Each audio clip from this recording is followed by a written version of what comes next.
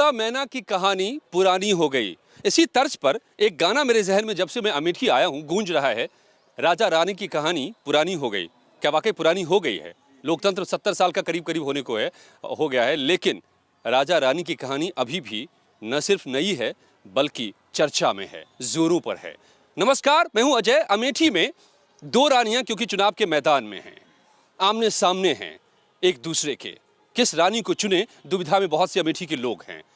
उसके साथ ही गायत्री प्रजापति जी हैं, उन्होंने भी दुविधा में डाल दिया है लोगों को। हाल में उनके खिलाफ जो मामले आ गए हैं, तो फिर जनता के मुद्दे कौन देख रहा है? और साथ ही मेरे साथ हैं सभी दलों के प्रतिनिधि, जिनसे सीधा सवाल जनता के होंगे और मैं जवाब आज लूंगा चुनाव से पहले कि फिर से एक बार आखिर इनकी दावेदारी है क्या। आप अपना परिचय भी दे दें। गोविंद सिंह चौहान। और दावेदारी क्या है? दावेदारी हमने जनता के लिए बहुत काम किया 2.5 साल में। अब बीजेपी की तरफ? जी, गोविंद सिंह चौहान, जिला उपाध्यक्ष बीजेपी। तो आपने बहुत काम किया है 2.5 साल में। तो ये तो केंद्र वाली बात हो गई, केंद्र सरकार ने काम किया है। नहीं तो कैसे काम करते हैं? हाँ, तो काम करेंगे। हमारा घोषणा पत्र जो है वो जनता। आपका आरोप क्या है इन पर कि इनके बदले आपको क्यों दे? इन्होंने कोई काम कहीं नहीं किया, इन्होंने भ्रष्टाचार किया है। अभी आपने एक नाम लिया बीच में, गायत्री प्रजापति। आपने ये भी कहा FIR दर्ज हुआ है। तो गायत्री प्रजापति का जो राजनीतिक जीवन है वो बलात्कार एवं अपराध, आर्थिक अपराध जैसे गलियारों से होकर गुजरा है।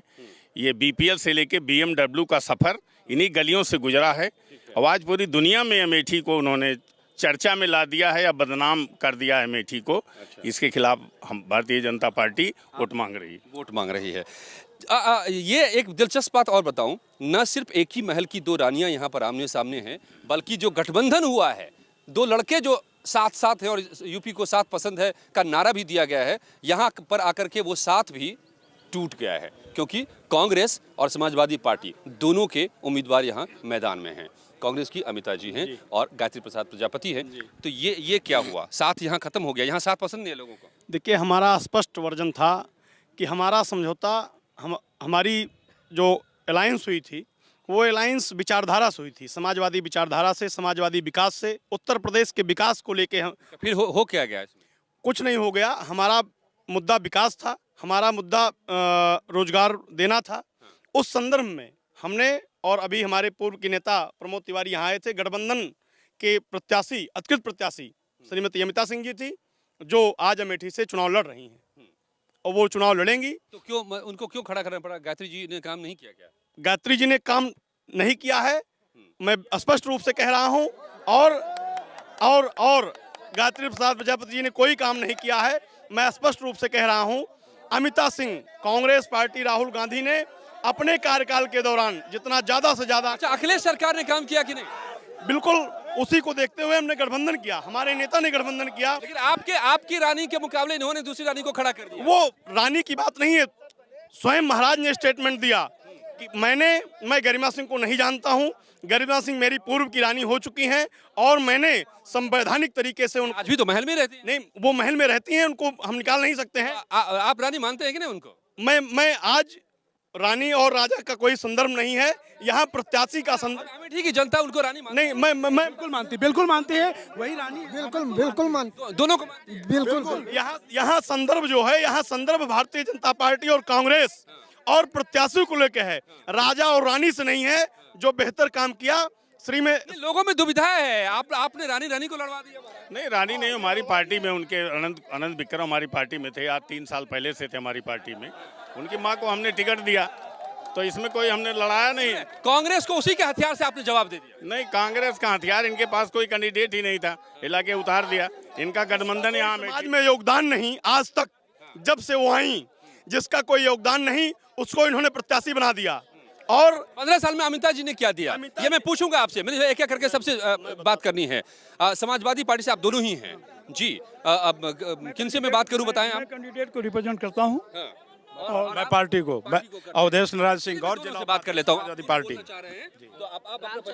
मैं राम सिंह एडवोकेट, अमेठी का रहने वाला हूं और माननीय गायत्री प्रसाद प्रजापति जी का प्रतिनिधि हूं, पार्टी। हाँ, पार्टी। तो पूरे कांग्रेस और समाजवादी पार्टी का गठबंधन है पूरे प्रदेश में, लेकिन यहाँ इन्होंने इसलिए इस गठबंधन को नहीं माना क्योंकि एकमात्र इनको ऐसे नेता वो नजर आ रहे हैं जो भ्रष्ट हैं, जो अपराध करते हैं, जिनके खिलाफ FIR है, और इसीलिए यहाँ पर अमेठी में आकर के वो गठबंधन खत्म हो जाएगा।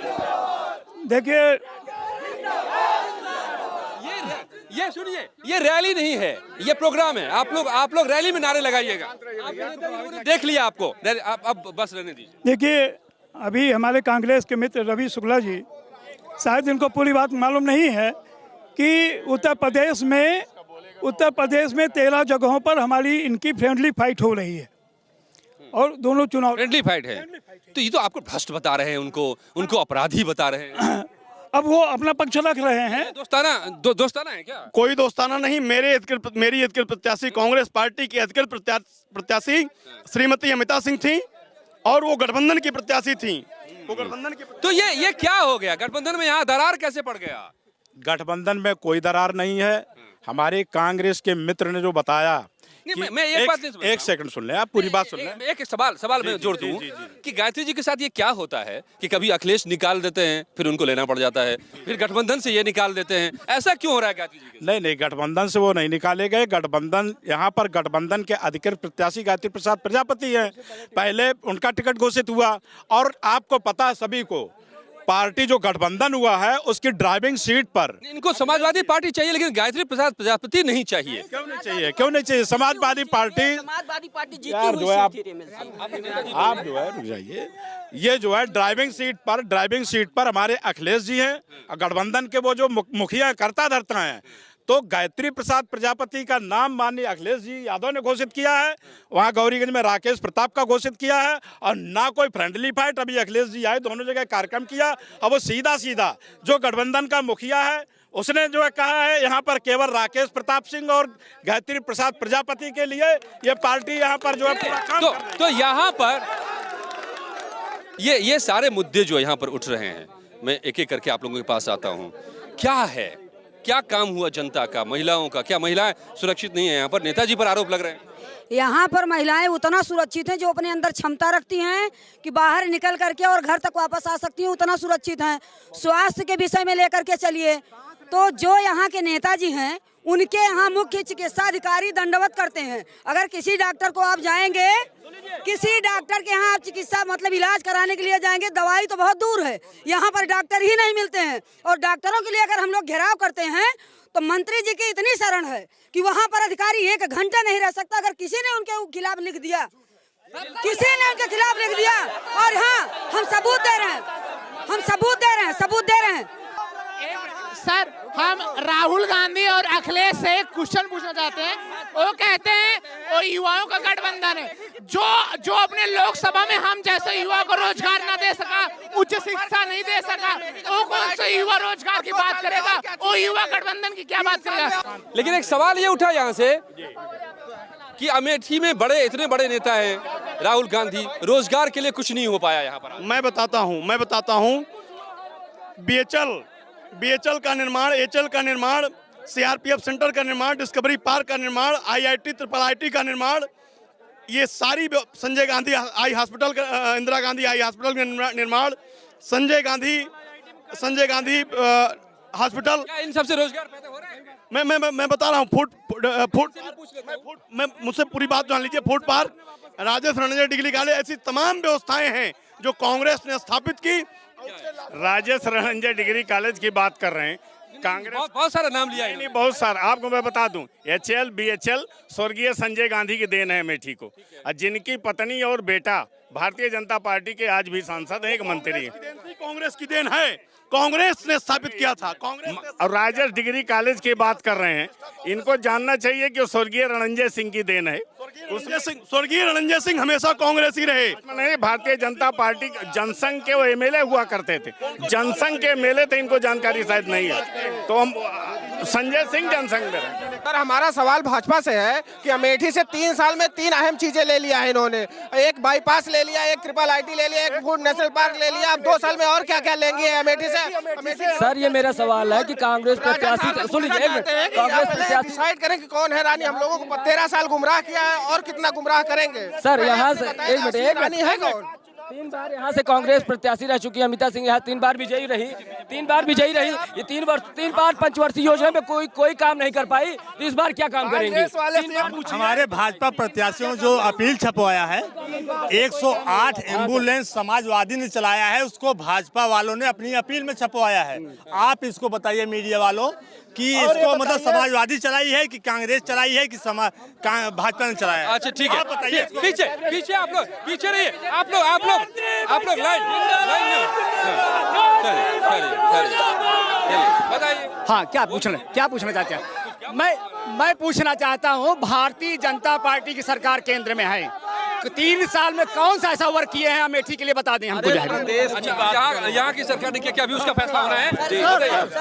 सर मैं ये कहना चाह रहा हूँ कि ये समाजवादी पार्टी के लोग जैसे यहाँ पे शोर कर रहे हैं, ऐसे ही इन्होंने विकास छोड़ करके केवल हत्याओं पे जोर दिया। अमेठी के पिछले 2 सालों में कम से कम 15 हत्याएं हुई हैं, जिनमें केवल गांव के प्रतिनिधि या उनके जो है वो डायरेक्ट प्रधान और बीडीसी रहे। हम नोटबंदी के बारे में कुछ पूछिए। यहाँ पे नोटबंदी हुई सैकड़ों, क्या पूछना चाहते हैं? बंदी से कितनी शादियाँ टूट गई, कितने मरीज मर गए, कितने लोगों को यहाँ तकलीफ हुई। भ्रष्टाचार खत्म हुआ नोटबंदी से, हम सम्मान करते हैं माननीय मोदी। एक सवाल, यहाँ अभी लोकसभा के चुनाव में यहाँ स्मृति ईरानी जी आई थी। यहाँ पे भोले वाले लड़कों को उन्होंने नए सपने दिखाए थे। आज के बाद जब से वो यहाँ से चुनाव हार के गई हैं, बीजेपी ने जो यहाँ पे जितना रोजगार था, जो फैक्ट्री थी, वो बंद कराने का काम करा, बल्कि ना कि कोई रोजगार दिलाने का। जवाब लेता हूँ, जवाब ये मुझे यहाँ से भी सवाल आ रहा था कि आप यहाँ देने के बजाय लेते जा रहे हैं यहाँ से चीजें। मैं जवाब दे रहा हूँ। इन्होंने कहा कि जब से स्मृति ईरानी आई फैक्ट्रियां बंद करा दी। मैं कांग्रेस की इनसे तो नहीं पूछता, कांग्रेस प्रवक्ता एक फैक्ट्री का नाम ले जिसको भारतीय जनता पार्टी की सरकार ने बंद कराया हो। मैं बता रहा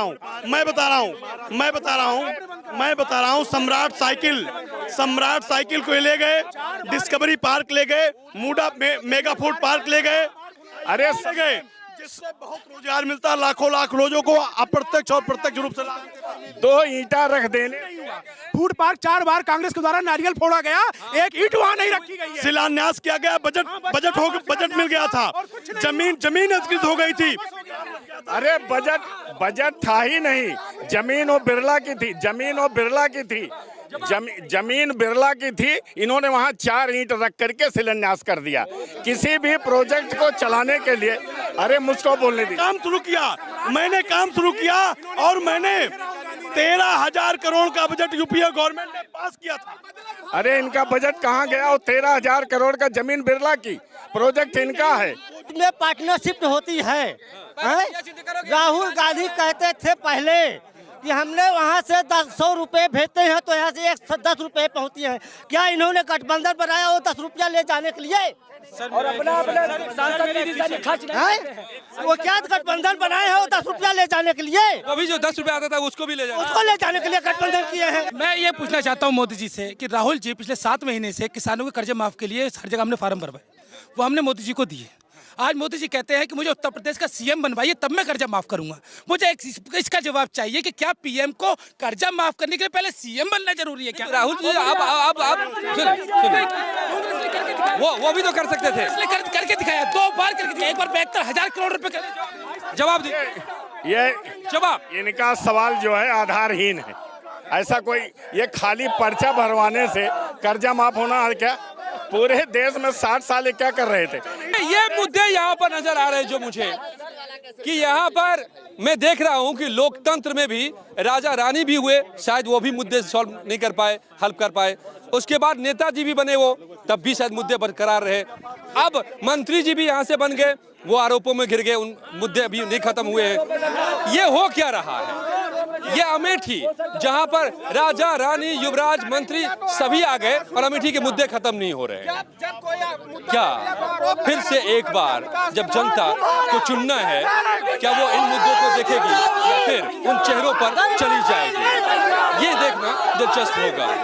ये था अमेठी से दंगल लाइव। नमस्कार, धन्यवाद आप सबका मेरे साथ जुड़ने के लिए।